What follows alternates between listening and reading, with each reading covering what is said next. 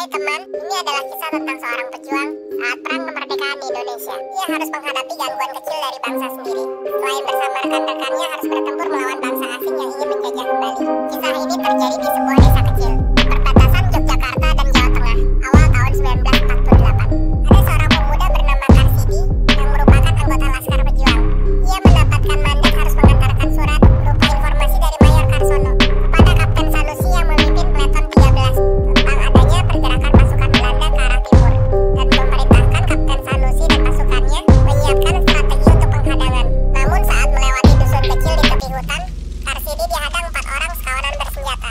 Salah satu dari mereka yang sepertinya pemimpinnya meminta Karsidi untuk menyerahkan semua harta bendanya karena menuduh Karsidi sebagai mata-mata Belanda, dan mereka mengaku sebagai pejuang milisi pro-republik. Karsidi tidak mempercayai begitu saja dan menyebut mereka berempat hanyalah sekawanan begal yang hendak merampok dirinya. Tentu saja sekawanan begal itu merasa marah karena menganggap calon korbannya berani menantang mereka. Karsidi pun tidak berani secara frontal melawan mereka berempat karena 4 orang kawanan itu lebih bersenjata lengkap, sedangkan Karsidi hanya bersenjata sepucuk pistol dan 9 pisau belati. Karsidi lalu mencoba kabur untuk mencari tempat yang aman untuk menghadapi mereka berempat.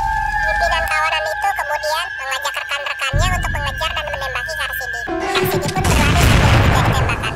Beruntungnya Karsidi masih bisa selamat menghindar. Karsidi kemudian menemukan sebuah pohon untuk berlindung dan bisa leluasa untuk melakukan serangan balik. Karsidi kemudian mengeluarkan pistolnya dan melakukan tembakan 2 kali. Tembakan pertama mengenai kepala pemimpin kelompok itu. Tembakan kedua tepat mengenai jantung salah satu anggota lainnya. Keduanya pun tewas. Anggota kawanan bersenjata yang tersisa menjadi ketakutan melihat kemampuan menembak Karsidi. Karena Karsidi adalah anggota Laskar Pejuang sungguhan yang sangat terlatih, sedangkan mereka hanyalah penjahat jalanan yang merampas senjata-senjata dari korban-korban prajurit yang berjatuhan jika ada terjadi pertempuran kecil, lalu menggunakannya untuk tindakan kriminal yang mengatasnamakan pejuang milisi pro-republik, tapi tidak mahir bertempur. 2 kawanan begal yang tersisa itu pun lari ketakutan meninggalkan Karsidi daripada mati